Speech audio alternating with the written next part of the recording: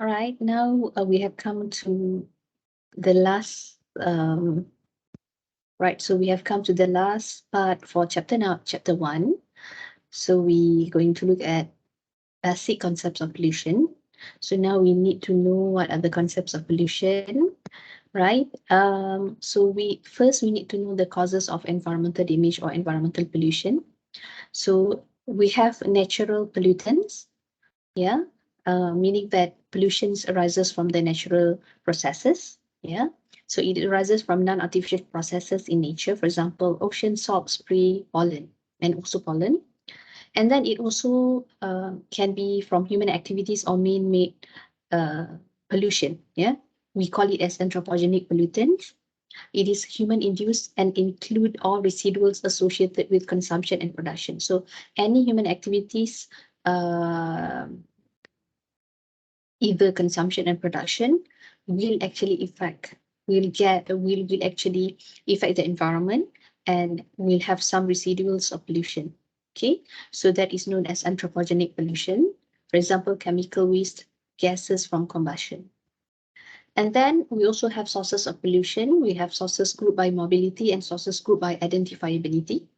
So what is sources grouped by mobility? We have stationary sources and mobile sources. So what is stationary sources? It is pollution coming from a source that is fixed. For example, coal burning power plants, sewage treatment facilities, and factories, meaning that the pollutions are coming from the fixed places. All right.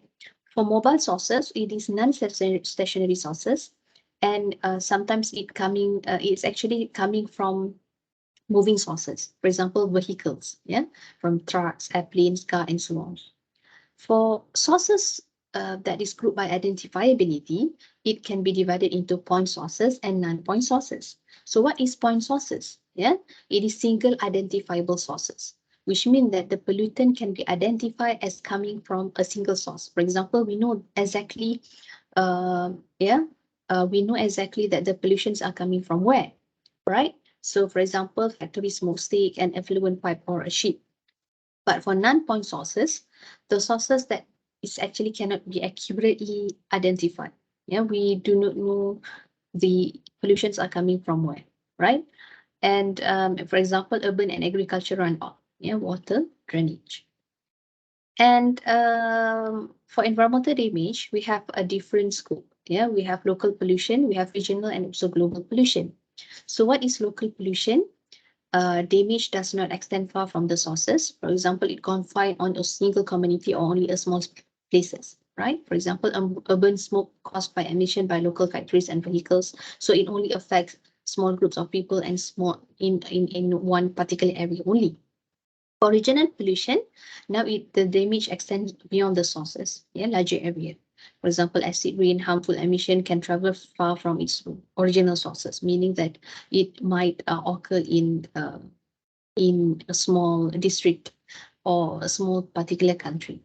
Okay, and then for global pollution, it involves widespread environmental effects with global implication. For example, global warming, yeah, ozone depletion. It involves globally, yeah, around the world, right? So these are the scope of environmental damage. Yes, when we talk about the environmental damage, the pollutions and so on, we need to conserve the environment. So it is the responsibility of human beings to reduce the pollution and to conserve the environment. So we need to embrace the environmental objectives. So the first environmental objective is environmental quality. We need to reduce the reduction in anthropogenic contamination to socially acceptable level, meaning that the human activities that involve pollution need to be reduced in acceptable level, beyond in a scope of acceptable level. Number two, sustainable development, management of resources to ensure long-term quality and abundance, meaning that we need to manage the resources, we need to conserve the environment, and we need to protect the resources, natural resources, to make sure that there is enough resources for future generation, and biodiversity, assuring the variety of distinct species, genetic variability, and variety of inhabitable ecosystem. Right, so that's all for topic 1.5, and that means that we have end with this chapter one. Thank you so much.